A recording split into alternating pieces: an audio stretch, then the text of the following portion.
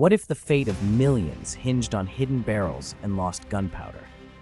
During the Taiping Rebellion, a cataclysm that claimed over 20 million lives, firearms became secret instruments of power. Smuggled muskets and Western rifles slipped through clandestine networks, arming rebel and Qing forces alike. These weapons, often modified or disguised, shifted battle lines and fueled the chaos. Despite imperial bans, foreign traders and rogue inventors supplied cutting-edge arms, transforming ancient siege warfare into brutal gunfights. The shadowy circulation of firearms shaped the rebellion's bloody legacy.